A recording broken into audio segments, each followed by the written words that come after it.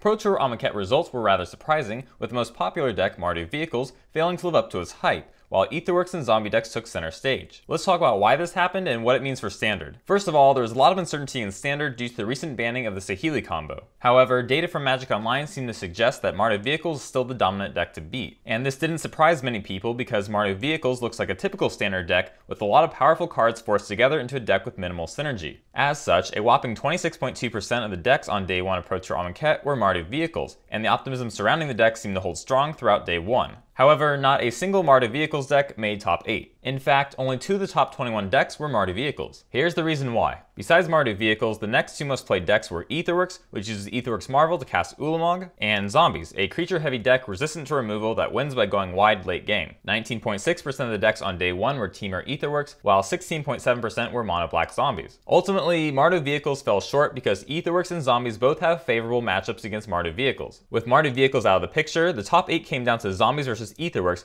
with 3 Zombie decks and 4 Teamer Aetherworks decks competing for first place. And while Mono Black Zombies won the tournament, this doesn't necessarily mean that Zombies is better than Aetherworks in Standard. In fact, the matchup between Zombies and Aetherworks was about 50-50 throughout the tournament. And it's worth mentioning that the final took a strange turn in game 1 when the Aetherworks player kept a 1-land hand and lost almost instantly because of it. Which Standard deck is dominant is yet to be seen, but the future of Standard seems rather bright. And I say this because players seem to vastly prefer tribal decks and combo decks over the traditional Standard decks that often feel like a forced pile of unrelated cards. This is my first video about Standard, so if you'd like to see more videos about Standard, you can let me know by subscribing below. And let me know what you thought of the video in the comments, as I do read every comment.